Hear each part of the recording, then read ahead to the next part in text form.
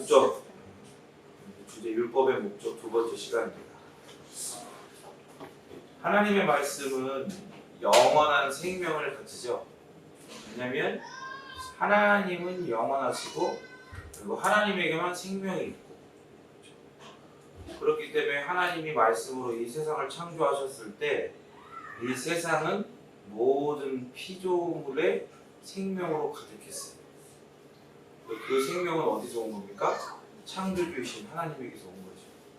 그러니까 하나님 안에는 영원함과 생명이 둘 다 있죠. 그렇기 때문에 하나님 안에는 영원한 생명이 있습니다. 그렇기 때문에 그 하나님의 말씀도 그 하나님의 영원한 생명을 가지게 되죠. 그래서 그 말씀은 시대, 문화, 인종 모든 것들을 다 뛰어넘어서 모든 이들에게 선포되는 권위를 가진 말씀이 돼요. 그렇기 때문에 말씀 앞에 사람은 청종하는, 그것을 정말로 마음과 힘을 다해, 정성을 다해 정말 듣고 더불어 그것을 어떻게 순종하고 복종하기 위해 애쓰는 마음. 그래서 그거를 줄여서 청종한다라고 하는 거예요. 그래서 청종하는 마음으로 듣는 태도를 가져야 하는 겁니다. 그래서 바울이 본문을 통해서 선포하는 이 말씀은요, 당시에 그런 이 갈라디아 성도들을 미혹하고 있던 유대주의자들에게만 혹은 갈라디아 성도들에게만 유효한 말씀이 되는 게 아니에요.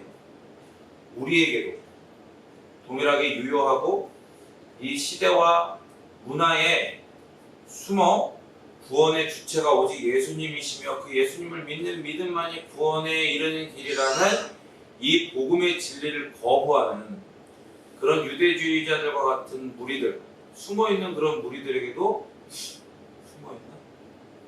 지금은 우리가 대놓고 있는 것 같죠. 복음, 참된 진짜 복음을 이야기하는 사람도 숨어있는 것 같은 그런 느낌인데, 어쨌든 그런 자들에게도 동일하게 유효하다 이 말이에요. 물론 그들이 그 말씀을 듣고 순종해야겠다, 청종해야겠다라는 태도를 가질지 안 가질지는 그 개인이 결정을 하겠지만, 자기가 어떤 결정을 하든지 간에 이 권위 있는 말씀, 최종적이며 우주적 권위를 가진 말씀, 그리고 영원한 생명을 가진 말씀은 결코 그들이 가볍게 여길 수 있는 말씀이 아닙니다. 그래서 그리스도는 우리를 자유하게 하셨어요. 믿으십니까? 그리스도는 우리를 자유하게 하셨습니다.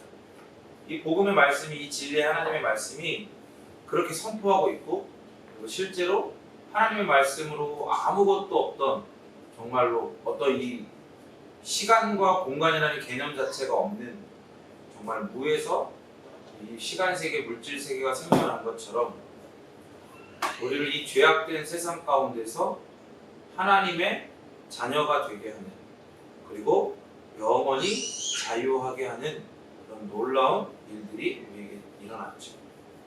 그래서 그리스도 안에서 소유하고 또한 누리게 된 이 자유는요, 그리스도께서 우리에게 선물하신 자유예요. 그렇기 때문에 그리스도의 어떠하심이 이 자유에 묻어 있어요. 이 자유의 영원성과 완전성은 예수님이 영원하시고 완전하시기 때문에 이 자유가 영원하고 완전한 거예요. 여러분, 이게 이해가 되세요? 이거를 잘 이해하시고 이걸 믿음의 영역으로 가지고 가야 돼요.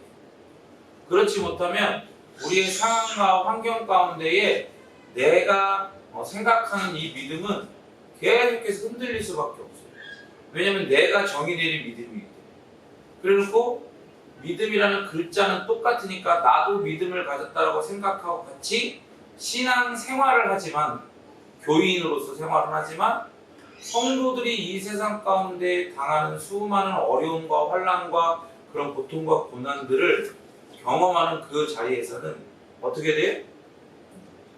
예수님의 영원함과 완전함의 뿌리를 둔 그 자유, 그 자유를 가진, 그리고 그 자유를 누리고 있다라고 하는 그 믿음을 가진 성도들은 휘청휘청거리고 막 금방으로 넘어질 것 같더라도, 때로는 하나님 앞에 원망의 막 고백과 기도를 드리더라도 어떻게 해? 절대 넓어지지 않아. 하나님이 그리스도를 통해서 보여주시고 이끄시고 성령께서 끌고 가시는 그 길을 계속해서 걸어간단 말이죠. 그런데 똑같이 믿음이라는 글자다 그러면서 나도 믿음을 가진 사람이다 라고 이야기를 하지만 자기가 정의 내린 예수 그리스도의 자유와 영원한 가운데 뿌리 내리지 않은 그러한 믿음을 가진 자들은 똑같은 고난과 혼란을 당했을 때 어떻게 돼요? 어떻게 될까요? 자빠지는 게 아니고 넘어지는 게 아니라 그냥 거기서 도망쳐요. 자빠지고 넘어지기라도 하면 거기서 하나님이 일으켜라도 주시지. 거기서 이탈해버리는 거예요.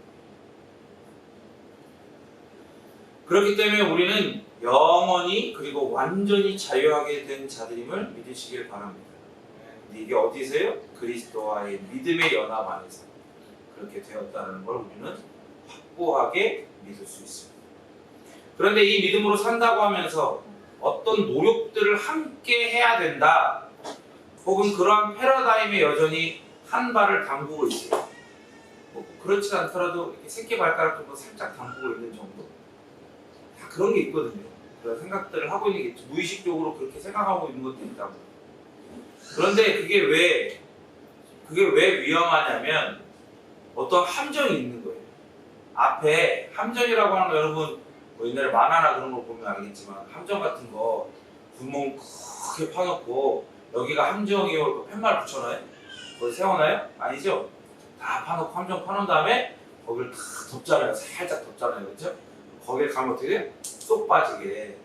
그러니까 하나님 앞에 우리가 믿음으로 산다고 하면서 어떤 노력들을 해야 된다라고 자기도 모르게 어떤 영역에서 그렇게 생각하고 있잖아요. 그러니까 내가 완전히 거기에 빠져 있지도 않고 혹은 두 다리를 한 다리 여기 한 다리 여기 양다리 걸치지도 않고 아까 말한 것처럼 새끼 발가락 정도 살짝 담그고 있는 거. 근데 너무 미미해서 내가 미처 생각을 못하고 있는 거예요. 그런데 그런 함정을 만나게 되면 교리적 함정, 신앙적 함정을 만나게 되면 거기에 빠질 수 있는 위험이 커지는 거예요. 굉장히 위험합니다. 우리의 구원을 내 힘으로, 제가 자주 얘기하는 자기 3종 세트 있죠. 자기 공로, 자기의, 자기 열심, 그런 걸로 성취할 방법을 찾는 신앙을 가지고 있다 그러면 그건요, 그 첫 단추를 완전히 첫 단추까지 뜯어버려야 돼요. 그냥 몇 개 풀러가지고 새끼발가락 담그고 있으면 괜찮아라고 여길 게 아니란 말이에요. 완전히 뜯어버려야 돼. 그렇지 않다면 우리는 구원은 믿음으로라고 하면서도 거기에 인간적인 전통, 인간적인 기준, 인간적인 원칙들을 자꾸 추가하게 돼 있어요. 근데 아까 얘기했지만 믿음은, 우리가 누리는 자유는 누구에게 뿌리를 내리고 있어요? 예수 그리스도에게. 그리고 그리스도가 가지고 계신 영원함과 완전함에 뿌리를 내리고 있잖아요.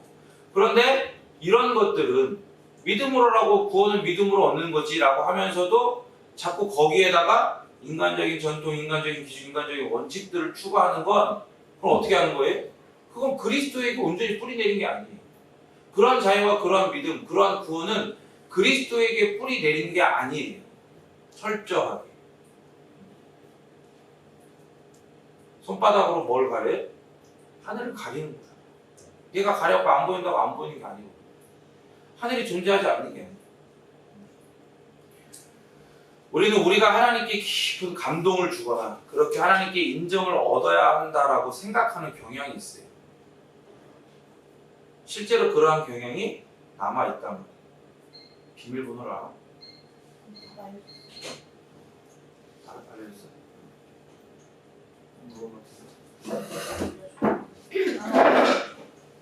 알려줬어.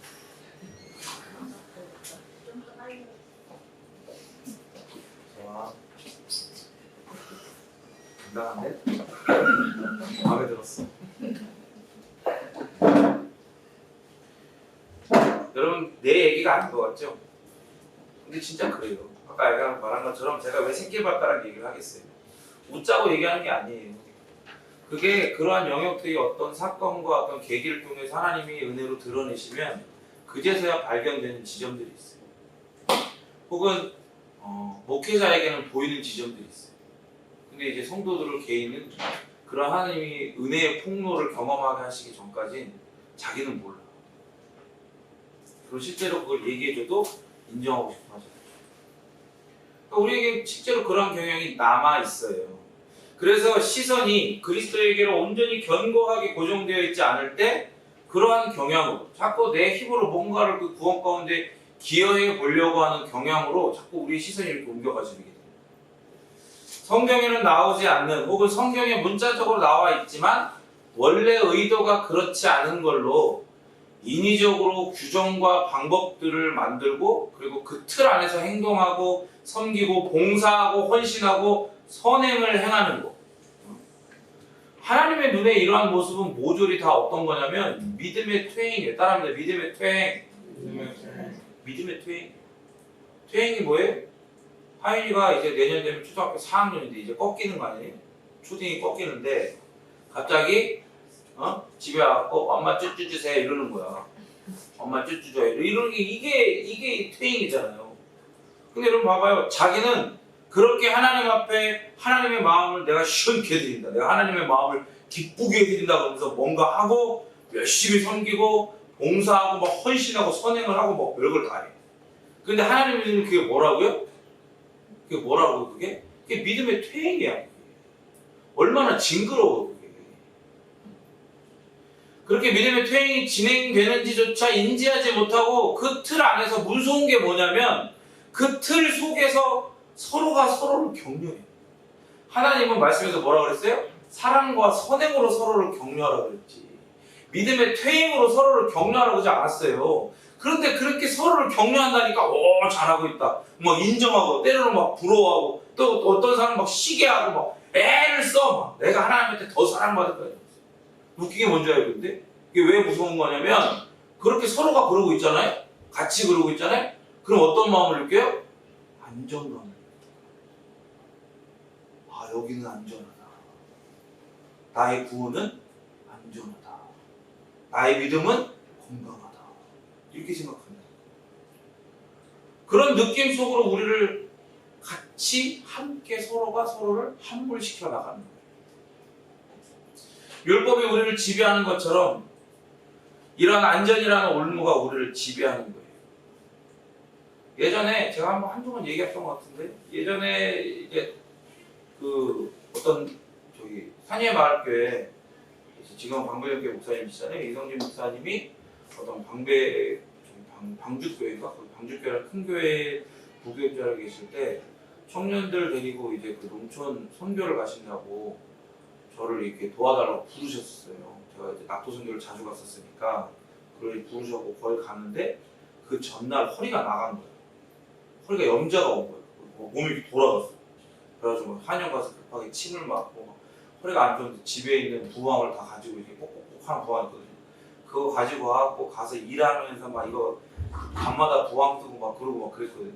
그렇게 고생을 하다가 그러고 이제 토요일날 이제 딱 온 거예요. 일주일 동안 사역을 하니까 고생하다 토요일 딱 왔어요. 근데 또 그때 또 자기 상종 세트에 빠져 있었던 때 아니겠습니까? 열심히 찬양팀 하는데 찬양팀 연습이 뭐 프로들도 아닌데 뭐 하긴 프로면 더 빨리 하겠지. 뭐 자기들 우리 좀 한다, 우리 좀 친다 이러면서 막 모여가지고 막 5시간씩, 6시간씩 연습하고 막 그랬었어요. 토요일. 거길 가는 거예요. 예배당 또 가는 거예요. 연습해야 되니까. 허리도 나가 있고 뭐 일주일 동안 열심히 사역하다가 힘들어가지고 그러고 있는데 그걸 가는 거예요. 근데 또 비까지 오네. 부산도 오는데 배낭 메고 막 허리도 아파. 너무 추적추적 비 맞으면서 거길 가는데 1층에서부터 막 찬양 연습하고 있는 소리가 막 들려요. 음악 소리가. 근데 왠지 마음이 따뜻해지더라고. 다 올라왔는데 그 찬양팀 지체들을 보는 순간 마음이 되게 좋은 거야. 편한 거야. 내 집에 온 거 같고. 지금 생각해보니까 그게 믿음의 퇴행이에요. 그게 믿음의 퇴행이에요. 보세요. 일주일 동안 어떻게 했어요? 가서 내가 도왔다. 내가 뭔가 했다. 자기 열심히 하다가 내 공부 세우다가 근데 몸이 한계가 오니까 힘들잖아. 그러니까 뭔가 이렇게 허망함에 이렇게 가는데 지체들 같이 우리가 서로 으쌰으쌰 하고 있는 잘한다 하고 있는 이 잘못된 이 공동체 안에서 거기를 다시 들어가니까 마음이 안정이 돼요. 그러니까 이게 여러분 이게 믿음이 퇴행 내가 믿음의 퇴행을 지금 경험하고 있는지 내가 내 믿음이 퇴행되고 있는지조차도 인지하지 못하고서 그 안에서 안전하다는 느낌을 받는 게 이게 얼마나 무서운지 모르는 거예요. 그게 율법이 우리를 지배하는 것처럼 안전이라는 올무로 우리를 지배하는 거다 이 말이에요. 그러면서 우리는 스스로 그 안에서 어떻게 해요? 하나님만이 선과 악을 구별하시고 결정하시는 유일한 주체이십니다라고 이야기하지 않고, 그러면서 그 안에서 어떻게 하는 거예요? 스스로 선과 악을 결정하는. 그러면서 자신은 어떻게 돼요? 내 삶에서 나는 무법자가 돼요. 무법자. 사람들 앞에는 그렇게 선하게 막, 아우 저 사람은 종윤 오빠는 법 없이도 살 사람이야. 맞는 말이지. 법이 없어야 살아. 무법자로 살아. 사람들 앞에만 헌신된 것처럼. 막상 아무도 보는 이 없을 때 나는 어떤 사람이 하나님 앞에 범법자고 무법자예요. 그래서 또 예배 때 나와 또 하나님께 주시는 때마다 시마다 주시는 은혜가 있으니까 또 회개를 하긴 하는 거야. 근데 어때요? 첫 단추가 풀렸어 안 풀렸어? 안 뜯어졌잖아. 맨 밑에서 또 몇 개 풀려봐야 이게 안 뜯어지면 이게 안 되는 거야. 다시 또 채우기 시작하는 거야. 그런데 보세요. 왜 제가 가끔 얘기하죠. 복음을 전하고 반모임을 하거나 복음을 전할 때 비상식적인 일들이 일어나요. 그렇게 다 지금 뭐 권사다, 집사다, 또 이런 관계에서 서로가 서로에게 막 이렇게 비인격적으로 대할 만한 그런 관계들이 아니잖아요. 그런 복음을 전하는 자를 만나는 사람들이. 근데 희한하게 비인격적인 일들이 일어나요. 왜 그러냐면 이게 바로 제가 지금 이야기한 이 모든 일들이 진리를 전할 때 비상식적인 일들이 그런 관계 가운데서 일어나는 이유가 되는 거예요. 왜? 자신을 선과 악을 결정하는 하나님처럼 여기는 자들에게 지금 당신들의 믿음은 퇴행을 거듭하고 있고 성경의 바른 관점에서 당신은 합법자가 아니고 당신은 불법자이고 무법자다라고 이야기를 하니까, 그리고 어떻게 해요? 발끈하는 거예요. 너만 믿음이 있냐? 너만 예수를 아냐? 하고 그렇게 악을 쓰는 거예요. 자기도 믿음이 있지, 자기도 예수를 알지. 근데 아까 얘기했죠? 뭐만 같아요? 단어만 같아요. 그 안에 들어있는 뜻은 전혀. 이런 사람들은 어떤 경우든지 간에 오직 믿음으로만 하나님의 구원의 약속을 받아들인 성도들과 나누는 진정한 기쁨과 진정한 안전을 어떻게 해요? 강탈당하는 사람. 강탈당하는. 그래서 바울은 19절에서 뭐라고 합니까? 율법으로 폭로당하라고 하나님께서 천사들을 통해서 한 중보자의 손으로 이 율법을 베푸셨다고 이야기해요. 19절 읽겠습니다. 시작. 그런즉 율법은 무엇이냐? 범법으로 전하신 것이라 천사를 통하여 한 중보자의 손으로 붙인 것인데 그것이 있을 것이라. 그렇죠. 그런데 이게 우리가 지난주에 본 말씀이었어요. 그러니까 율법으로 폭로당하라고. 니네는 지금 이스라엘 백성들 향해서 이렇게 이야기했고 유대주의자들한테 또 이야기하는 말씀인 거 아니에요. 그런 어떤 율법으로 우리가 구원을 받을 수 있다. 그거를 100%로 이야기하는 사람 혹은 50%라고 이야기를 하던 거 간에 어쨌든 하나님의 눈에는 다 어떤 사람들이에요? 이 사람들은 다 불법자들이에요. 그죠? 그런 사람들이랑 이렇게 이야기하시는 거예요. 왜 율법을 주셨냐? 율법으로 폭로당하라고 하나님께서 천사들을 통해서 한 중보자의 손으로 이 율법을 베푸셨다라고 이야기하는 거예요. 바울은 율법이 아브라함의 언약에 비해 열등하다는 걸 드러내기 위해서, 언약은 하나님께서 직접 아브라함에게 주신 것이지만 율법은 이 말씀 보니까 누구를 통해서? 우선적으로는 천사들을 통해서, 그리고 누구의 손으로? 한 중보자의 손으로 베푸신 거라고 설명돼요. 그죠? 아브라함의 언약은 어떻게 했어요? 하나님께서 직접 아브라함에게 계시하시고 당신을 드러내시고 직접 내 언약이라고 하시면서 그 체결을 하신 계약이란 말이에요. 그러니까 본질적으로 달라요. 내용도 다르지만 그 내용과 질 때문에 이 계약을 체결하시는 형태도 다른 거예요. 그죠? 행위 언약인 모세의 언약은 이런 식으로 천사들을 통해서 한 중보자, 여기서 말하는 한 중보자는 당연히 모세를 이야기하는 거예요. 그런 식으로 건너서 이렇게 주어지는 거예요. 그래서 이런 표현은 바울의 억지 주장이나 그가 처음으로 말한 게 아니에요. 이런 표현, 이런 개념은요, 사실 유대적인 표현이고 유대적인 개념이에요. 지금 어떤 거 얘기하는 거예요? 천사 얘기하는 거예요, 천사. 출애굽기에는 언급되지는 않지만 유대인들은요, 십계명이 천사들을 통해 모세에게 주어졌다라고 믿었어요. 그리고 스데반은 죽기 전 설교를 통해 이렇게 얘기했죠. 사도행전 7장 53절 읽겠습니다. 시작. 너희는 천사가 전한 율법을 받고도 지키지 아니하였다. 그렇죠. 스데반이 예수님을 전하면서 예수님의 복음을 전하면서 그 복음이 어떻게 돼요? 당연히 유대인들을 정죄할 수밖에 없잖아요. 너희들이 십자가에 못 박아 죽였다. 그런데 사도행전은 두 가지를 보여줘요. 죄인은 하나님의 복음 앞에 두 가지 반응밖에 할 수 없다는 걸 보여주는 거예요. 첫 번째 반응은 뭐예요? 베드로가 이 말씀을 딱 전하고 너희들이 죽인 그 예수가 바로 하나님이 보내신 메시아다라고 얘기했을 때 사람들의 마음이 어떻게 했어요? 찔렸어. 그래가지고 우리가 어찌할꼬 그러니까 회개하고 너희들이 성령을 받아야 돼. 세례를 받아야 돼. 그 얘기를 한 거예요. 그럼 그때 어떻게 해요? 막 3,000명씩 4,000명씩 이렇게 돌아와갖고 회개하고 세례받고 막 이렇게 막 교회가 흥황하기 시작하는 거예요. 물론 이 흥황은 나중에 사도행전 강의할 기회가 있겠지만 여기서 말하는 흥황은 단순히 숫자적으로만 부흥했다는 이야기를 하는 건 아니에요. 숫자적으로 늘어난 걸 이야기하는 게 아니에요. 정말로 믿는 사람들이 늘어나는 거예요. 이야기는 참된 성도들이 늘어난다는 거죠. 그래 또 한 경우가 뭐예요? 또 한 반응은 일을 하는 거예요. 일을. 그래서 어떻게 아까도 얘기한 것처럼 비인격적인 반응을 하는 거예요. 그래서 이 스데반 집사가 사람들의 돌 맞아 죽었어요. 그러면서 이 마지막 설교 가운데 이 설교를 한 거예요. 그들이 이를 갈게 한 설교가 이 내용이에요. 너희는 천사가 전한 율법을 받고도 지키지 않았다. 생각해봐요. 자기들이 율법을 지켜갖고 지금 하나님 앞에 의를 받으려고 하는 존재들인데 특별히 그렇게 하라고 하나님이 선택했다고 그렇게 믿고 있는데 그렇게 가르치고 서로 으쌰으쌰하면서 거기서 안정감을 누리고 있는데 그걸 와장창 깨버립니다.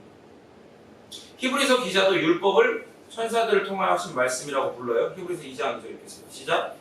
천사들을 통하여 하신 말씀이 영광이 되어 모두 먹지 않고는 수용하지 아니하였으니 복음을 받았거든. 그렇죠. 천사들을 통하여 하신 말씀이라고 하죠.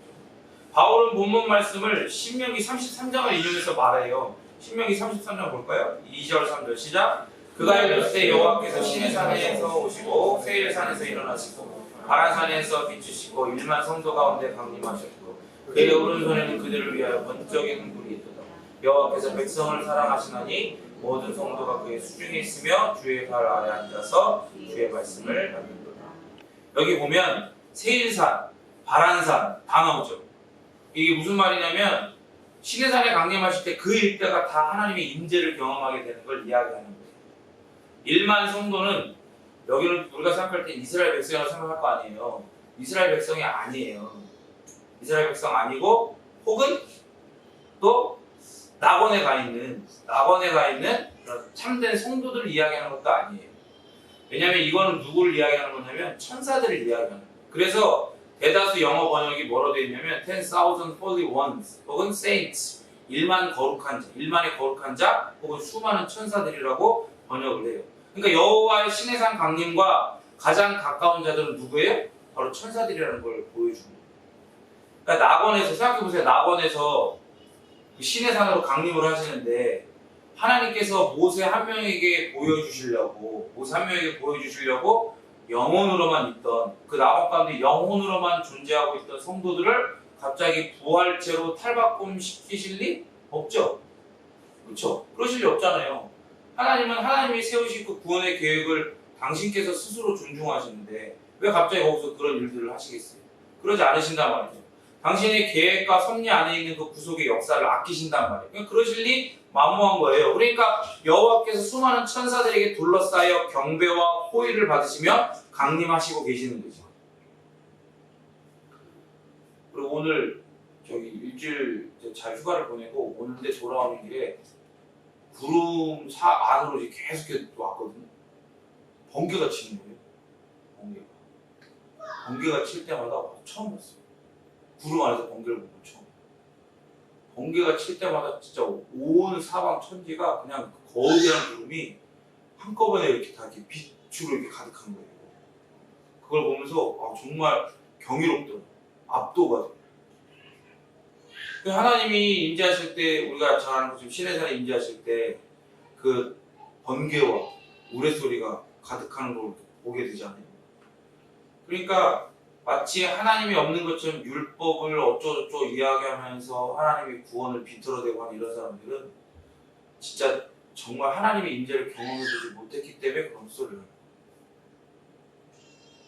하나님의 그 임재 앞에 정말로 그 하나님의 하나님 되심을 경험하고 하나님의 거룩함을 경험하게 되면 우리가 신약 성경 특별히 우리가 마태복음 또 강의할 때 본 것처럼 죽은 자처럼 되는 것처럼 감히 그 어떤 내가 뭐라 했다 이런 거 말도 못하고 그냥 발발발발 떨어 고개도 못 들고 이렇게 엎드릴 수밖에 없어요. 다시 말씀으로 돌아와서 아까 본 것처럼 신약을 통해서 이런 천사들은요 단순히 경배와 호위하는 역할만 하는 게 아니라 오늘 말씀처럼 율법을 받아서 하나님의 말씀을 받아서 전달하는 역할을 했다는 걸 알 수 있죠. 율법의 전달자. 그러니까 천사들은 율법의 전달자였어요. 그런데 또한 율법의 전달자일 뿐만 아니라 율법의 집행자였죠. 그러니까 율법을 어긴 자들, 범법자들, 곧 불순종한 자들에 대한 공정한 대가를 치르게 하는 보응하는 자, 갚는 자, 법을 집행하는 자였어요. 히브리서 2장 2절 다시 한번 읽어볼까요? 시작. 천사를 통하여 하신 말씀이 경고하게 되어 모든 범죄함과 스스로한 자에게 공정한 공을 받았거든. 그렇죠. 천사들을 통하여 하신 말씀. 천사들이 이 하나님의 말씀을 전달했다는 거 아니에요? 그런데 모든 범죄함과 순종하지 않은 자들이 공정한 보응을 받았다. 이게 뭐예요? 공정한 보응을 천사들을 통해서 받게 하셨다. 집행하셨다는 뜻이에요. 그러니까 구약에서 대표적으로 다윗이 하나님의 뜻에 반해서 인구 조사를 해가지고 천사들로부터 큰 벌을 받은 사건이 있어요. 읽어볼까요? 사무엘하 24장 16절 17절 시작. 천사가 예루살렘에 하여 그에서 너를 얻으니 여호와께서 지나가는 있음을 일치사 백성을 낳은 천사에게 이르시되 너가 하나님 분의 손을 거두하시니 여호와의 천사가 있으나 바라보는 이렇게 있으라. 다윗이 백성을 지킨 천사를 보고 오늘 여호와께를 이르되 나는 천사가 왕을 하느니라 이 양들이 무엇을 행하자니까 청하건대 주의 손으로 나와 내 아버지 질투를 쳐하리라. 그러니까 유대인들이 다윗을 성군이라고 얘기하잖아요. 성군 아니에요 사실. 하나님 하지 말라 그랬거든요. 왜냐면 이스라엘 백성들이 그러니까 다른 이방 그러니까 우상을 섬기는 나라들은 왕이 있어요. 자기들만 왕이 없는 거야. 사사기 때 보면 사사기에 보면 사사 시대에 그러니까 우리도 왕을 달라고 하는 거예요. 근데 사실 이스라엘은 누가 왕이에요? 하나님이 왕이잖아요. 아무것도 없는 자들을 하나님의 그 놀라운 구원의 계획을 따라 그들을 이집트로 피신시켰다가 거기서 한 민족이 되게 하시고 그리고 거기서 우상 숭배에 쩔어있는 그들을 430년간 노예 생활에서 건져내가지고 신의 산에서 너희는 내 백성이고 나는 너희의 하나님이다. 그 얘기 곧 나는 너희의 왕이라는 얘기거든요. 계약을 맺으셨단 말이에요. 그런데 그 시대를 쭉 하면 살펴보니까 주변 나라는 다 왕이 있어. 그럴듯하거든. 그러니까 우리도 왕 주세요 그러는 거예요. 그래서 왕을 줬어. 왜 다윗 성군이냐? 아니란 말이에요. 하나님 하지 말라 그랬거든. 내가 너희 왕이고 내가 너희를 지키니까 너는 그런 거 하지 말라. 뭘 하지 말라 그러냐면 인구조사 하지 말라 그랬어. 인구조사 왜 하는 거예요? 잘 먹고 잘 살라고 하는 게 아니라 전쟁에 동원할 수 있는 사람이 몇 명인지 우리의 국력이 지금 얼마인지 비교해 보려고. 근데 하나님의 왕이고 하나님이 여기 군대인데 이스라엘 군대인데 그걸 개수할 필요가 있냐고요. 하지 말라 그랬거든. 다른 사람 하지 말라고 다 말렸어. 근데 끝까지 합니다. 고집부려. 그러니까 어떻게 돼요? 수만 명이 죽어요. 하나님이 천사가 쳐가지고. 한 사람이 잘못. 그래서 27절에 뭐라고 그러는 거예요? 나는 범죄 악을 행하였고 이 악물이는 뭘 행하였나? 처음으로 주의 손으로 나와 내 아버지 이런 얘기하고. 이런 부분도 그러니까 구약도 여러분 신약만 재밌는 게 아니라 구약도 재밌어요. 속으로 둘 다 재밌는데 이런 생각하는 진짜 재밌어. 이런 거죠. 앞에서 다 환하게 들여다보는 거 있잖아요. 다 보고 알고 보는 거랑 신약은 마치 영화로 치면 스릴러야. 구약은 몰라. 누가 뭔지 왠지 몰라. 막 그래서 막 쫄리고 막 재밌어. 그래서 나 되게 알게 되잖아. 구약은 그런 느낌이에요. 재밌어. 나중에 또 이런 부분들도 같이 이렇게 나눌 수 있으면 좋겠어요. 이 본문에서 이야기하는 것처럼 이렇게 천사는요 율법을 전달하고 더불어 율법을 집행하는 자 그렇게 하나님이 세웠어요. 그러나 예수님은요 율법에 따라서 완성자 선물하시는 분 이걸 알죠. 율법을 완성하셔서 어떻게 하신다고요? 우리에게 선물하셨어요. 우리가 잘 알지만 하나님은 우리에게 가장 좋고 풍성한 걸로 주시죠. 그죠? 그러니까 하나님이신 예수님이 우리에게 주신 율법은, 선물하신 율법은 가장 좋고 풍성합니다. 하지만 그게 뭐예요? 뭐예요 그게? 선물이에요. 선물. 우리가 그걸 지켜가지고 우리의 구원을 이루는 데 쓸 수 있는 수단이나 도구가 전혀 아니에요. 그거를 다 어떻게 해요? 예수님이 그 율법을 구원의 도구, 수단으로서 당신 안에서 완전히 당신의 삶으로 지켜 행하셔서 완성하시고 성취해버리신 거예요. 그래서 우리는 어떻게 해요? 그 율법을 정말로 완전히 다 순종해가지고 성취하고 완성해야 되는 의무가 없이 그냥 그 율법이 우리의 삶의 틀이 되는, 그래서 우리의 삶을 지켜주고 우리가 정말로 하나님 나라의 백성으로서 어떻게 살아야 아름다운 하나님 나라의 백성으로서 살 수 있는지, 웨스터민스터 토요일 문답 일문일답 이야기하는 것처럼 어떻게 해야 하나님을 영화롭게 하고 그 이름을 영원토록 즐거워하는 삶을 살게 되는 건지를 정말 구체적으로 세세하게 보여주는 선물입니다. 그게 우리에게 주어진 율법이라는 선물이에요. 그리스도에게서. 그래서 성령 하나님은 그리스도 안에서 완성된 율법으로 우리를 지키시는 분이시고 우리의 지정의를, 우리 인격을 빚어가시는 분이에요. 누구를 담도록? 예수님을 담도록. 그러나 그날이 되어서 예수님께서 다시 오실 때 누구보다 공의하시고 엄정하신 심판자로서 누구들을 통하여 모든 불법한 자들을 심판하실까요? 이렇게 봤던 것처럼 천사들을 통하여 모든 불법한 자들의 그 불법에 대한 보응을 내리신다. 엄정. 우리는 이런 성부와 성자와 성령 삼위일체 하나님을 나의 하나님, 우리의 하나님이라고 부르며 믿게 된 그 연합 안에 존재하게 된 성도들입니다. 믿으십니까? 아멘. 그리고 이 율법을 천사들을 통해서 한 중보자의 손으로 베푸셨다고 하는데 아까 얘기한 것처럼 이 중보자는 당연히 모세를 뜻하죠. 그래서 모세는 하나님과 자기 백성들 사이에 중보자 역할을 한 거예요. 그리고 이 중보자는 누구를 예표하는 거냐? 3장 20절, 갈라디아서 3장 20절 있나요 거기? 읽겠습니다. 시작.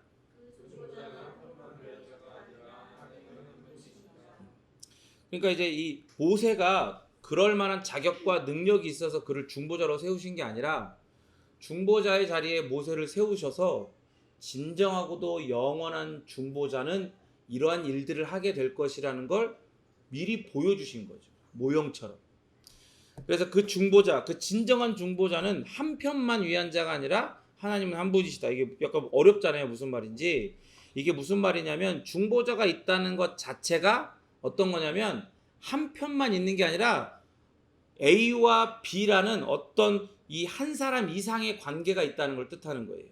그리고 이 두 편, 이 한 편 A와 B 두 편의 관계가 틀어져 있어서 그 둘 사이에 서가지고 서로의 의사 전달을 도와주고 협약, 계약, 언약을 맺게 하거나 분쟁을 해결하려고 노력하고 도와주는 사람. 그게 중보자라는 뜻이에요. 그래서 19절에 모세는 하나님과 이스라엘의 의사 전달이 원활하도록 돕는 중보자로 세워진 거예요. 그래서 하나님은 천사들을 통해서 모세에게 율법을 주시고 모세는 그거를 백성들에게 어떻게 했어요? 전달했죠. 근데 1차적으로 전달할 때 성공했어요? 실패했어요? 실패했어요. 왜요? 밑에서 뭘 하고 있었기 때문에. 그렇지. 아론의 금송아지 파티. 야 너무 잘 줄인다. 정말 핵심을 찝었다. 아론의 금송아지 파티. 그죠? 불태워보자. 아론의 금송아지 파티. 그죠? 백성들이 모세가 늦게 내려오니까 계약을 맺고 있는 과정 가운데 늦게 내려오니까 어떻게 해?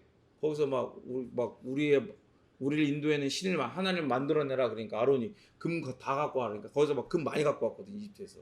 그러니까 다 내니까 그걸로 녹여가지고 금송아지 만들었어. 그죠? 그러니까 가만 생각해봐요. 그런 과정들이 시간이 하루면 됐겠어요? 지금 이런 이야기하고 있는 시간이 하루면 됐겠냐고. 아니죠. 꽤 오랜 시간이 걸린단 말이에요.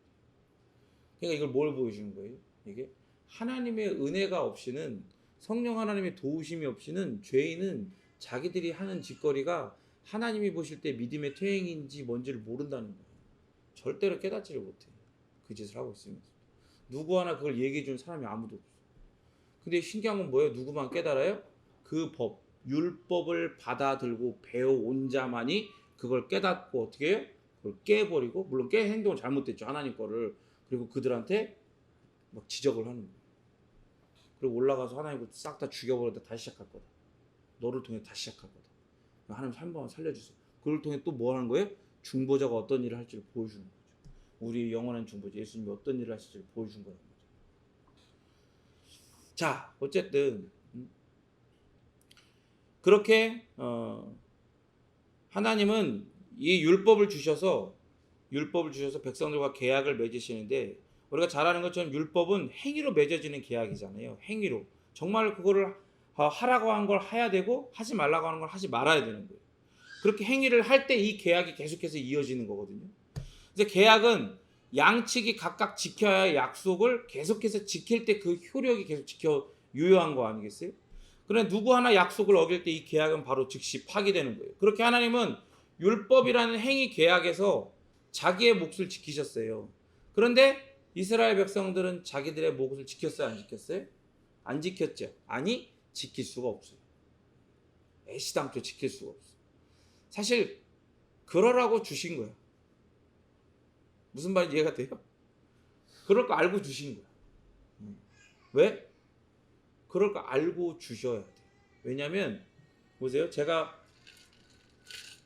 율법은 뭐라 그랬어요? 뭐와 같다 그랬어요? 도착 지점을 가리키는 방향과 몇 킬로 남았다 알려주는 이정표 같다 그랬잖아요. 근데 보세요. 이정표라고 하는 건 내가 그 이정표 아래에 있을 때 여기가 예를 들어서 부산 오른쪽 방향으로 300km 이렇게 있으면 그 이정표 아래에 있을 때는 여기 이 자리는 부산에서부터 몇 킬로 떨어진 곳이에요? 300km가 떨어진 곳이고 여기가 아니라 저기로 가야 되는 거라는 걸 아는 자리잖아요. 알려주는 자리란 말이에요. 그러니까 하나님께서 율법을 이정표로서 이스라엘 백성들에게 주실 수밖에 없는 거예요. 왜냐? 율법을 주실 때 밑에서 뭐 하고 있었다고요? 아론의 금송아지 파티하고 있었다고. 그죠? 니네는 이 율법 아래에 있을 때 이 율법이 너희들한테 예수 그리스도를 가르쳐주는 이정표가 되지만 이 율법 아래에 있을 때 너희들은 어디다? 너희들은 구원받은 자들이 아니라 뭔 자들이라는 거예요? 불법자들이고 너희들은 죄인들이라는 걸 철저하게 보여주고 폭로하는 거예요. 그러니까 율법은 그렇게 우리에게 이정표인 동시에 우리가 어떤 지점, 어떤 자리, 어떤 상태에 있는지를 깨닫게 해주고 폭로하는 그러한 장치가 되는 거예요. 그래서 하나님은 그러라고 주신 거예요. 폭로 당하라고. 그러니까 그걸 뭐라 그래요? 그걸 은혜라고 하는 거예요. 그래서 하나님은 내 언약이라고 하세요. 왜? 이걸 하나님의 입장에서 지키실 거 다 지키시고 심지어 백성들의 이스라엘의 인간들의 죄인들의 입장에서 지켜야 할 걸 하나님이신 예수님이 그 이정표의 끝지점에 서셔서 그것을 다 지켜 행하실 것이기 때문에 그죠? 여기에서도 당신께서 다 지켜 행하실 것이기 때문에 이 계약은 하나님 앞에 내 계약, 내 언약이 되는 거예요. 그런데 하나님께서 아브라함에게 그 약속을 주셨을 때 그때는 어떤 중보자도 없이 직접 주셨어요. 이걸 아셔야 돼요. 직접 주셨어요. 그 약속들은 사람의 행위에 상관없이 하나님께서 주셨고 하나님께서 지키신 거란 말이에요. 아예. 그러니까 약속은 율법보다 우월하고 우선인 거예요. 그러니까 우리는 그 약속으로 구원받는 거지 그 율법으로 구원받는 게 아니다 이 말입니다. 율법이 아브라함 언약보다 우선이다라고 주장하는 자들은요 모두 자기 발로 영원한 사망의 불구덩이로 뛰어 들어가는 거예요. 그래서 예수님은 이런 자들 향해 뭐라고 하셨어요? 소경이라고 하신 거예요. 눈먼 자들이라고. 은혜 언약을 주셨는데도 심지어 그것을 당신께서 다 완성하시고 선물까지 하시는데도 그 중간에 그 계약서의 한 줄 같은 그 행위 언약 거기에 집착해가지고 자기가 자기에게 구원을 선물하려고 하는 이 주인공병 걸린 이 죄인들한테 도대체 왜 그럴까? 왜 이런 미친 짓을 하는 걸까? 생각이 들지만 이런 거예요. 사실 보이지가 않아. 들리지 않아. 아니야. 볼래야 볼 수 없고 듣고 싶어도 들을 수 없는 죽어있는 영적인 좀비인 죄인이라서 그럴 수밖에 없고 죄의 공장이라는 정체성을 가진 존재라서 하나님의 은혜의 언약에는 반응도 하지 못하고 오직 행위 언약, 율법만 그 공장에 들어가는 재료로 삼아가지고 죄만 생산해내기 때문에 그러니까 배운 게 도둑질이고 할 줄 아는 게 도둑질이죠. 심지어 타고난 게 도둑질이야. 왜요? 지 아비가 도둑놈의 사기꾼 마스터니까. 너의 아비는 누구라고요? 사단 마귀라고 그랬어요. 모든 죄인들은요 나면서부터 어떻게 되는 거? 아니 나면서부터가 아니지. 이미 아담이 타락했을 때 그 안에서 이미 하나님의 눈에는 영원한 하나님의 시선에는 모든 사람들은 다 죄인이고 누구의 자녀로 태어나는 거예요? 사단의 자녀로 태어나는 거예요. 근데 그 사단이 속이는 자예요. 거짓말 마스터라고. 그러니까 지 아비가 그거니까 지 아들도 그거 보고 배우고 잘하는 거지. 그러니까 어떻게 해요? 그러니까 그런 미친 짓을 하는 거야. 주인공병 걸려가지고 내 구원은 내가 할 수 있다. 근데 이게 또 하다 보니까 안 되고 역사적으로도 안 되고 이래나 저래나 뭐로 뜯어봐도 다 안 되잖아. 그러니까 어떻게 하는 거예요? 아 반은 은혜로 되는 거다. 할렐루야 해놓고 나머지 반은 여전히 우리가 이루는 거다. 이러고 있는 거예요. 그러니까 주인공병이야. 이게 비중만 줄어든 거지. 신스틸러가 나타났다 생각하는 거지. 신스틸러가 누구예요? 예수님이라고 생각하는 거야. 자기는 여전히 주연의 자리에서 내려오질 않아. 그런데 이런 소망 없는 죄인에게 하나님은요 직접 약속하신 거예요. 직접. 그렇게 약속은 하나님에게서 오는 거기 때문에 영원하고 파괴될 수가 없어요. 하나님보다 더 능력 있는 존재가 있다면 그 약속은 파괴될 수 있죠. 그 존재에 의해서. 그러나 하나님보다 더 능력 있는 존재는 없잖아요. 하나님처럼 영원한 존재가 없단 말이에요. 그렇기 때문에 이 약속은 하나님의 약속은 절대적으로 영원하고 절대적으로 깨지지 않는 거예요. 율법과 그 중보자 모세는 자기 피조물과 직접적으로 관계를 맺고 싶어 하시는 하나님께서 그 직접적인 관계를 맺을 때가 아직 이르기 전이거든요. 그래서 주인공병 들린 그 영적 좀비이자 죄의 공장인 죄인들에게 그걸 보여주시는 거예요. 그걸 아직 때가 안 이뤘어. 근데 그냥 가만 놔두기에는 얘네들이 죄가 너무 심해요. 너무 주인공병 걸린 거야. 너무 죄공장이야. 그러니까 이미 구약을 통해서 보여주잖아요. 노아 시대를 통해서 어떻게 됐어요? 하나님을 떠난 자들이 그 죄만 지니까 성경에 어떤 표현을 해요? 죄가 온 세상에 관영하다고 했어요. 관영하다라는 말은 뭐냐면 이 온 지구에 공기가 가득 차 있죠. 산소가 가득 차 있잖아요. 그런 것처럼 어디 한 군데 사람 있는 곳엔 죄가 없는 데가 없는 거야. 너무 그냥 죄로 다 판치고 있는 거야. 그러니까 싹 쓸어버리는 거예요. 홍수 심판으로. 그게 하나님의 은혜의 개입이 없을 때는 인간들이 당할 수밖에 없는 결과인 거예요. 그런데 하나님이 이 모든 것들을 아시고 노아에게 약속을 하셨어요. 어떤 약속을 하셨어요? 무지개를 보여주시면서. 그죠? 어떻게 해요? 다시는 홍수로 심판하지 않겠다. 이렇게 모두를 쓸어버리지 않겠다라고 약속을 하신 거예요. 당신께서 세워놓으신 이 구원의 약속을 이루어가는 이 역사 가운데 이 구원의 역사가 펼쳐지는 이 무대를 그렇게 물로 싹 쓸어버리지 않겠다는 약속을 하신 거예요. 그러니까 뭐 어떤 장치를 주셔야 될 거 아니에요. 안 그러면 우리는 변하지 않으니까 사람 고쳐 쓰는 거 아니잖아요. 죄인 고쳐 쓰는 거 아니거든. 그러니까 또 죄가 관영할 거 아니야. 그러니까 그 중간에 뭘 주시는 거예요? 율법을 주신단 말이에요.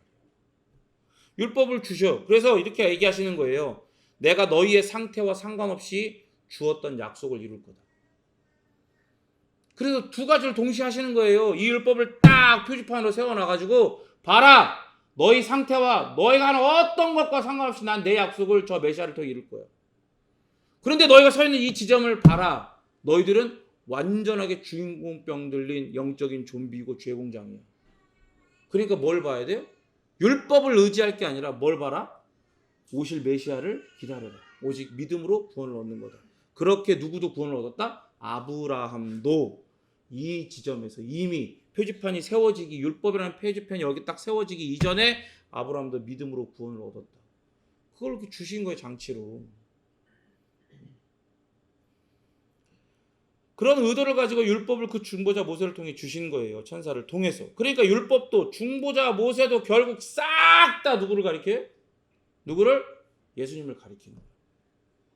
그러니까 율법과 모세는 일시적이고 예비적이에요. 율법으로는 나의 죄인됨을 깨닫지만 거기까지는 일시적인 거예요. 깨달은 거지. 깨달은 거지. 여러분 그거 아세요? 참된 회개는요. 참된 회개는 내가 할 수 있는 게 아니에요. 참된 회개는 내가 할 수 있는 게 아니라고. 뭐 이게 처음 듣는 분도 있으셔서 하는 얘기지만 제가 예전에 군대에서 딱 전역하고 나서 자기 3종 세트로 가득 차 있잖아요. 이미 가득 차 있단 말이에요.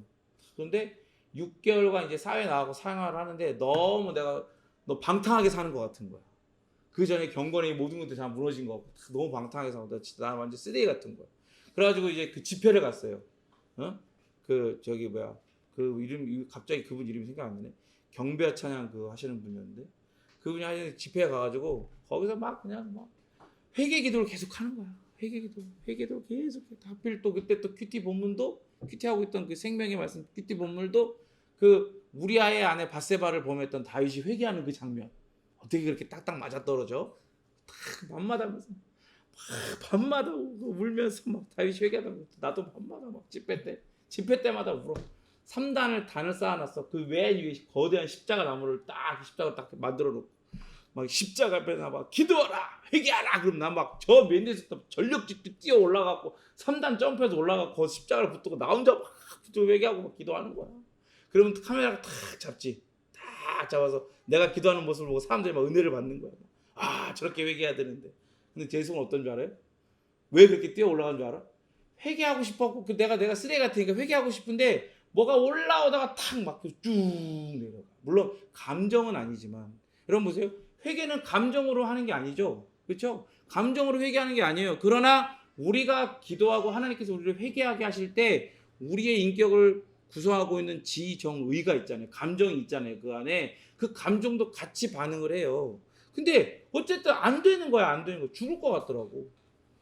그래가지고 2박 3일 동안 3박 4일 2박 3일 동안 그 큐티하고 그러면서 다윗의 고백을 나도 드린 거예요. 혼자 가면서 나는 태어나면서 집 나가는 거 죽는 거 이런 걸 나는 왜 그렇게 죽을까? 왜 집을 나갈까? 이런 생각을 하는 사람이었거든요.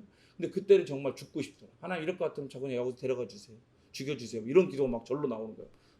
돌아가는 숙소로 돌아가는 그 길에 혼자서 막 그렇게 막 울면서 기도를 하는 거예요. 그러면서 기도하고 다 회개하려고 하는데 왜 이렇게 올라오다 탁 내려가고 올라오다 내려가고 마치 이게 시동을 두둥두둥 이렇게 되는 것 같은 거예요. 계속. 그때 깨달았어. 나중에 마지막 날 물론 중간에 이제 그 하세반 선교사님 막 이렇게 뭐 기도 받으러 사람들이 나오거든요. 막 기도 받으러 앞에 나가 그러면 막 이렇게 기도해줘. 사람들 하도 많이 막 몇백 명이 줄 서 있으니까 막 엉고 막 딱 바로바로 이렇게 기도하거든요. 그럼 나도 그때 처음으로 그런 일들을 경험한 거죠. 딱 기도하는데 무릎 밑이 잘린 것처럼 없어진 것처럼 느껴요. 그냥 쓰러져갖고 막 이렇게 기도하는 거야. 거기서 은혜를 받으니까 뭔가 올라온 것 같은 거지. 그래서 또 십자 앞에 가서 또 막 기도하다 또 안 돼. 안 되더라고. 그런 걸로 되는 게 아니야. 경험으로 되는 게 아니야. 뭔가 신비한 체험을 했다 되는 게 아니더라고. 그 마지막 날 또 눈에 보이는 거는 그 핫세반 선교사님이었다. 핫세반 선교사님밖에 없으니까 그 앞에 또 가는 거예요. 그래서 딱 이렇게 기도해 주려고 하는데 내가 감히 손을 막은 거죠. 이렇게 탁 막고 어떻게 해요? 내가 이러이러한데 신학생이고 뭐고 그 말도 웃기고 지금 생각해 보면 지가 신학생이래. 그 신학생이란 말 거기서 왜? 근데 나는 자기가 가득 차 있는 거야. 그걸 뭘 주인공병 들린 걸 모르는 거야. 내가 주인공인 줄 아는 거야. 예수님이 주인공이 지가 주인공인 줄 아는 거지. 그래서 그렇게 얘기한 거지. 아까 회개하고 싶으면 회개가 안 된다. 그래서 똑같이 그냥 쑥 기도도 안 해주고 그때 그냥 밀면서 십자가 앞에 나가 기도하래 맨날 지금 몇십 번 들었던 말을 똑같이 하는 거야. 그런데 신기한 게 뭐냐면 그분이 나한테 그렇게 해줘서 그런 게 아니라 성령 하나님께서 역사하신 게 그게 감지가 되는 거예요. 막혔던 게 싹 풀리면서 쭉 그냥 이렇게 회개의 마음들로 가득 찬 거예요. 그때 깨닫고 나중에 그 경험들을 생각하면서 묵상해 보니까 회개는 내가 하고 싶다고 되는 게 아니에요. 이걸 막으신 게 그게 성령 하나님이 막으신 거예요. 그리고 그걸 풀게 하신 것도 성령 하나님이시고 성령 하나님께서 회개의 영으로 임하셔야 우리가 회개할 수 있는 거예요. 뭐 얘기하려다 얘기했냐? 회개는 우리의 힘으로 안 된다. 그렇지. 회개의 힘은 우리 힘으로 안 된다. 그렇지. 여기. 율법으로는 나의 죄인됨을 깨닫잖아요. 근데 거기까지인 거예요. 일시적인 거라니까요. 일시적인 거예요. 그것만으로는 안 돼요. 모세를 통해서 율법을 주셔서 진짜 중보자를 예비하라는 거야. 진짜 예수님을, 진짜 메시아를 기다리라는 거예요. 그분이 오실 때 우리를 대신해서 우리의 자리에 나셔서 우리가 살아야 할 율법에 대한 완전한 순종의 삶을 그 예수님이 다 대신 사실 거라는 거예요. 그걸 보여주시는 거예요. 율법은 그렇게 우리에게 종교 생활의 최종적 법으로 삼으라고 주신 게 아니에요. 인간의 마음이라는 땅에 예수 그리스도의 복음의 씨가 심겨서 온전히 자라서 열매 맺는 옥토가 되도록 하시기 위해서. 그러니까 땅을 갈아엎으라고 주신 거예요. 야, 니네 땅 봐봐. 율법으로 딱 비춰주니까 우리 땅이 나 좋은 땅인데요? 나 주인공 땅인데요? 나 의와 열심과 헌신과 이런 게 가득한 좋은 땅인데요? 라고 생각했는데 율법이라는 빛을 딱 비춰주니까 내 땅이 뭐예요? 온갖 쓰레기, 잡동사니, 돌무더기, 가시덤불 이런 걸로 가득한 땅인 거야. 더러운 땅인 거야. 그걸 보여주려. 그러니까 어떻게 해야 돼? 율법이 비춰지니까 그걸 갈아엎어야 되는 거잖아요. 그게 그러라고 주시는 거예요. 물론 그 갈아엎는 것도 누가 하시는 거예요? 하나님이 하시는 거죠. 우리 마음의 모든 하나님을 거부하고 거절하는 성향과 불법을 사랑하는 마음들, 하나님이 아닌 내가 내 인생의 주인이고 주인공이 되려고 하는 마음, 그리고 내 인생에서 선과 악을 판단하는 건 하나님이 아니고 내가 되려고 하는 마음, 이런 돌멩이, 잡초, 쓴뿌리, 그리고 가시덤불 같은 이런 쓰레기 같은 것들을 율법이라는 쟁기로 찍어내서 버리라고 주신 거예요. 그 율법으로 다 찍어가지고 버려야 되는 거예요. 하나님은 한 분이시니라라는 말이 여기 같이 붙어 있잖아요. 그 말이 뭐냐면 이 구절을 통해서 바울은 하나님의 유일하심을 드러내요. 하나님은 오직 한 분이십니다. 여러분 믿으십니까? 세상에 다른 신은 없어요. 여러분 그걸 아셔야 돼요. 다 거짓말하는 거예요. 제가 얘기했죠. 사단은 거짓말의 대가라고, 마스터라고. 그랜드 마스터. 그죠? 사단만큼 거짓말 잘하는 사람 없어요. 그러니까 사단 밑에 있는 부하들도 그 귀신들도요 다 거짓말쟁이들이야. 그러니까 무슨 조상신처럼 무슨 누구 이모, 누구 할머니, 누구 할아버지, 누구 아버지처럼 그렇게 나타나고 무슨 꿈속에 나타나고 별 생쇼를 다 하거든. 근데 그거 다 뭐예요? 거짓말이라고. 거짓말이야. 잘 알아. 잘. 내 사정들 잘 알고 무당도 막 다 해갖고 막 접신해가지고 막 내가 네 작은 해랩이다 이러면서 막 해가지고 막 하잖아. 다 뭐 내 시선을 다 알아. 막 내 마음도 다 알고 내 상황들 다 알아. 그거 다 거짓말이야. 알지? 왜 모르겠어? 빅데이터인데. 지금 여기 구글 이런 빅데이터보다 어마어마한 생각해봐요. 지금 창조 이래로 이만한 빅데이터가 어딨어? 사단만큼 큰 빅데이터를 가진 존재가 어딨어? 인간에 대한. 그죠? 그러니까 아는 거야 다. 거기서 거기거든. 사람 사는 게. 다 거기서 거기야. 사람이 사는 게 다 거기서 거기에 진짜. 문화가 다르고 뭐하고 다르고 다 똑같아요. 웃긴 게 뭔지 아세요? 제 숙소 앞에 유명한 그 망고 맛집 있대요. 할머니가 하는 노상에서 파는. 근데 웃긴 게 그 입구에 있다 그랬는데 입구 양편에 할머니가 한 분이 두 분이 계시네. 누가 누군지를 모르겠어. 어디가 맛집인지를 몰라. 그래서 한 번씩 먹어봤거든. 두 번째 할머니 왼쪽에 있는 할머니 두 번째 날 먹었는데 그 할머니한테 돈을 주고 망고 해주세요. 손질을 다 해줘요. 제가 화장실 급해서 숙소 들어가고 화장실 갔다 나왔거든요. 내가 앞에 서 있는지 몰라. 그 할머니가 쓸고 있어. 하나를 먹어. 내 건데 먹어. 근데 나를 딱 내가 근데 깜짝 놀래. 나를 보더니 그때 갑자기 이렇게 하다가 당황해가지고 큰 덩이를 딱 집에 나 내미는 거야. 그래서 자기 딴에는 너도 먹었다 나도 먹었다 같은 거다 이제 이런 거지 대충 넘어가는 거지. 그러다가 이거를 담는데 막 손을 떨어. 그러더니 하다가 그 더러운 도마 위에 툭 떨어졌어. 근데 내가 보고 있는데도 왜 이렇게 담어? 근데 그걸 또 담다가 손이 떠니까 큰 동네가 아예 그냥 바닥에 떨어진 거야. 어떻게 하냐면 미안하다 뭐 하나 더 잘라줄게 이런 거 없이 그냥 에휴 이런데 그냥 닫고 주더라고. 그러니까 사람은요 인종문화 뭐 다 빌어 죄인은 다 똑같아. 근데 신기한 게 뭔지 알아요? 제가 왜 그 집을 왜 간 줄 아세요? 여기에 사실은 이 할머니 오른쪽에 있는 할머니가 진짜 맛집 할머니야. 근데 되게 그냥 별로 인상 안 좋게 생겼어. 근데 엄청 친절해요. 근데 이 할머니는 인상이 너무 선하게 생겨.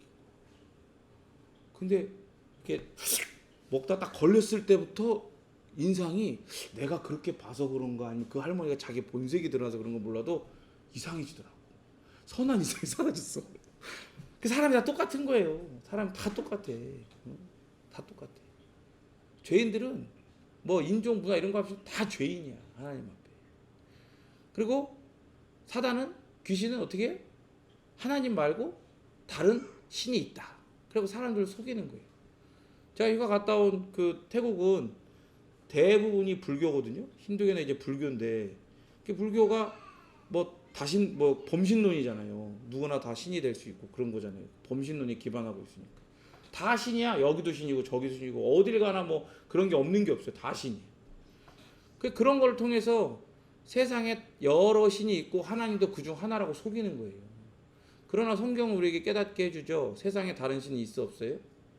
없어요. 신은 한 분이에요. 하나님만. 모든 우상들은 다 거짓이고 썩어 없어질 실제하지 않는 허상이에요. 그래서 바울은 오늘 이 본문의 이 표현 하나님은 한 분이시니라 라는 이 표현을 통해서 바울은 그 은혜 언약과 그 안에 그 과정의 행위 언약을 주신 분이 바로 하나님이 바로 그 하나님 한 분이시라는 걸 드러내는 거예요. 그리고 구원에 대해 당신의 주권적인 뜻을 펼치시고 그것을 이루어 가시는 그분도 역시 이 한 분 하나님만이 그렇게 하시는 분이다라는 그런 뜻을 이 한 표현에 다 집어넣고 있어요. 여러분 생각해 보세요. 하나님은 세상에 당신의 뜻을 드러내시고 그 뜻을 성취하실 때에 어떤 다른 존재들의 도움이 필요해요? 필요해요? 그러면 너무 좀 서운하지 않아? 그래도 좀 친한 우리가 성도는 하나님의 자녀고 백성인데 우리가 좀 도와드려야 되지 않을까? 우리가 하나님의 마음을 좀 시원케 해야 되지 않을까? 웃기지 말라 그래. 그런 거 없어요. 하나님은 한 분이시다. 이 표현 가운데 하나님은 자존하시다는 게 들어있는 거예요. 제가 예전에 그 그림을 띄워버리고 싶었는데 그 기억이 안 나는데 띄었나? 못 띄운 것 같아. 예전 그 삼땡교회에서 사역할 때 그 교육자실 2층이었거든요.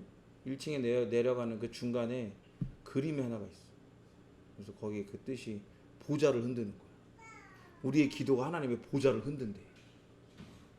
우리가 기도하면 하나님 들어주시는 거지. 같이 뭐 그만큼 우리가 기도하면 된다. 혹은 기도 열심히 해라. 혹은 우리는 하나님의 동역자다. 뭐 이런 걸 여러 가지 뜻을 이제 내포하고 있는 거겠죠. 그걸 띄워갖고 밤 몰래 들어가고 이렇게 다 도둑 이런 거 하고 몰래 나인 걸 모르게 하고 가서 그걸 불태워서 없애버렸어야 되는데. 그런 거에 사람들이 교회 안에 그런 생각들이 들어와 있다니까요. 교회 안에 그런 생각이 들어와 있어. 또 보세요. 하나님은 한 분이시죠. 신은 하나님밖에 없어요. 그 얘기는 하나님은 자존하시고 다른 누구의 도움도 필요하지 않으시고. 그런데 우리가 하나님의 보좌를 흔들고 우리가 기도하면 하나님이 우리를 동역자 삼아서 하나님의 일을 이루신다? 이 개념에는 뭐가 깔려 있는 거예요? 우리를 어디에 높이는 거예요? 어디로? 우리를 하나님의 자리까지 우리를 높이고 하나님을 우리의 자리로 끌어내리는 거란 말이에요. 뭔가 분위기 있죠? 함께 만나는 거잖아. 이렇게 같이 만나요 이러는 거잖아. 근데 어딜 감히 비벼, 그죠? 어떻게 우리를 하나님의 자리에 올려놓으려고 하나님 우리의 자리를 끌어내리냐고요. 그러면 안 되는 거예요. 제가 가끔 얘기한 것처럼 경배와 찬양의 뜻은 찬양은 이렇게 있을 때 하나님을 높여드리는 거예요. 경배는 우리가 낮아지는 거예요. 그러니까 우리는 항상 낮아져야 하고 하나님은 어떻게 되는 거예요? 높아지셔야 되는 거예요. 근데 그게 우리가 높여서 높여지시는 게 아니라 원래 높으신 거예요. 하나님만이. 그리고 우리는 원래 낮은 거예요. 그게 바로 뭐예요? 그게 피조물의 자리인 거예요. 에덴 동산에 선악과를 주신 것도 아무리 뛰어난 능력과 지정의를 가지고 놀라운 사역들을 하나님이 만드신 에덴 동산에서 그런 사역들을 감당하면서 아담이 활동을 하더라도 그 선악과를 볼 때마다 동산 중앙에 있는 선악과를 볼 때마다 하나님은 높으시고 나는 낮은 그런 피조물이라는 걸 깨닫는 거 하는 은혜로 주신 거예요. 속박하려고 주신 게 아니라 너의 존재를 깨닫고 하나님의 존재를 깨달으라고 하나님의 은혜로 주신 거다 이 말이죠. 율법도 마찬가지예요. 그 동산 중앙에 있던 선악과라는 그 나무가 원래 그게 언약이잖아요. 그게 이 율법이란 말이에요. 율법의 시초란 말이에요. 그럼 이 율법을 통해서 뭘 깨달아야 되는 거예요? 하나님이 높으시고 우리가 낮아져. 그 지금 이 시대, 이 교회 시대, 성령의 시대에는 우리가 뭘 깨달아야 돼요? 율법을 누가 이루셨다? 높으신, 높아지신 예수님이 다 이루시고 우리는 어디다? 그 예수님을 경배하고 높여야 하는 이 자리에 있는 거다라는 걸 깨달으라는 거지. 그러니까 율법 안에 율법을 십계명을 삶의 틀로 하는 존재들만이 이러한 삶을 살 수 있어. 바르게. 근데 그걸 모르잖아. 어떻게 돼? 아, 우리는 다 은혜로 됐다. 은혜로 하나님 이루셨으니까 나머지 반 우리가 이루면 된다. 그건 뭔가 그럴듯해 보이지만 어떻게 되는 거예요?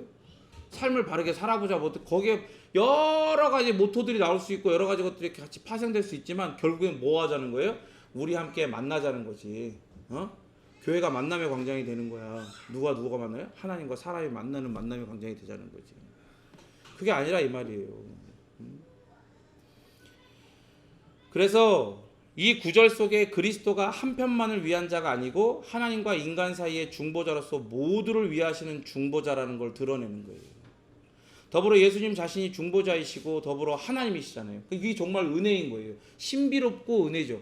예수님이 중보자인 동시에 하나님이죠. 그리고 그리스도를 통해 구원의 은혜를 베푸시고 구원을 이루어 가시는 과정 속에서도 하나님께서 자기 백성들과 교제하고 계시는 것을 알게 하죠. 그래서 바울은 다른 서신에서 이렇게 말해요. 디모데전서 2장 5절 시작.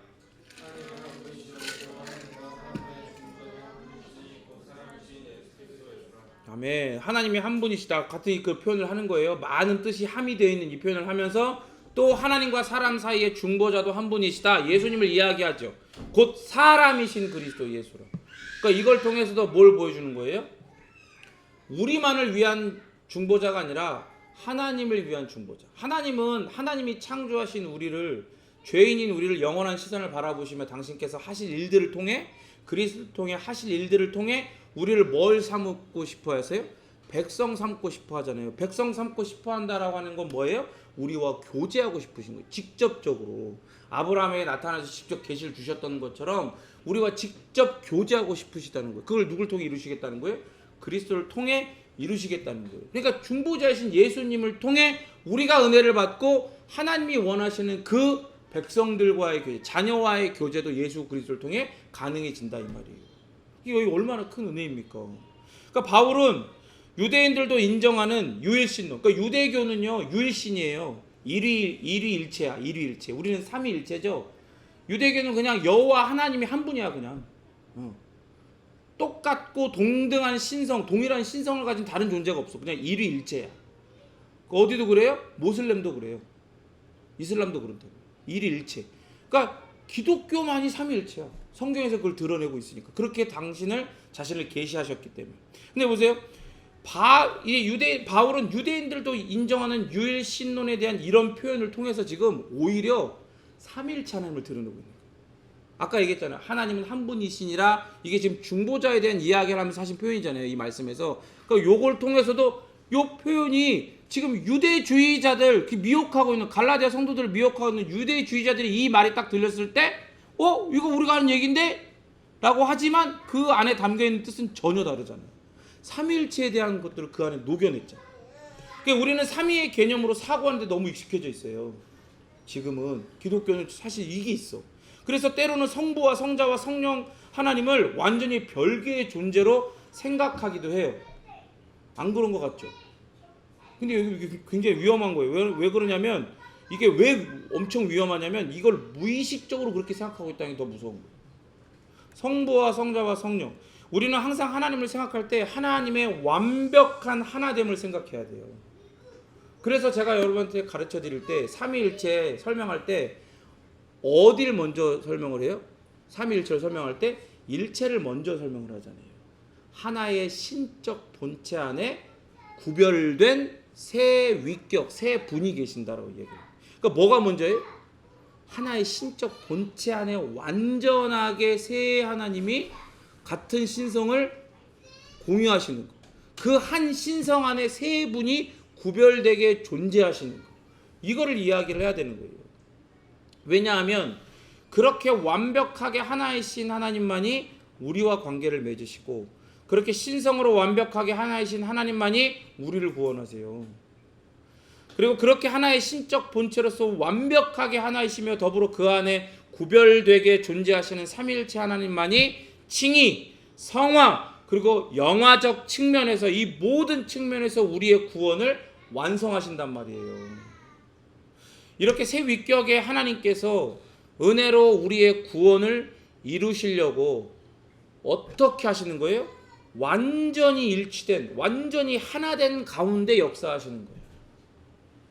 그러니까 우리를 구원하시는 그 마음, 그 기이한 열심이 완전히 하나된 그 신성 안에서 동등하게 같은 열심과 사랑과 긍휼과 인자와 자비의 마음을 가지시고 우리를 대하시며 우리를 구원하시고 구원해 가고 계시고 구원하실 거란 말이죠. 여러분 믿으십니까? 하나님께서 우리를 구원하셨을 때 하나님은 독자적으로 이 일을 이루셨어요. 천사, 사도, 여러분 앞에 설교하고 있는 저 목사, 혹은 천주교에서 이야기하는 사제, 혹은 그 비슷한 어떤 누구도 이 일을 감당할 수가 없어요. 오직 하나의 신적 본체 안에 구별된 세 위격으로 존재하시는 삼일체 하나님만이 이것을 감당하시며 이루어 가십니다. 그 삼일체 하나님만이 이루어 가시고 감당하시는 이 구원을 우리에게 선물하여 주심을 온전히 감사하고 그분의 합당한 존재에 대한 온전한 고백과 찬양을 드리는 우리가 되기를 진심으로 바랍니다. 기도하겠습니다. 우리 시간 같이 기도하실 때에 우리의 중보자로 예수님을 세워주시고 그 예수님을 통하여 우리에게 온전하게 성취된 율법을 은혜로 대가 없이 은혜로 우리에게 삶의 틀로 선물하여 주심을 온전히 감사를 드립시다. 그리고 이 모든 일을 삼위일체 하나님께서 정말로 완전하게 하나된 그 놀라운 존재 방식을 통해 우리에게 선물하여 주심을 깊이 찬양하며 고백하는 기도를 드리도록 하겠습니다.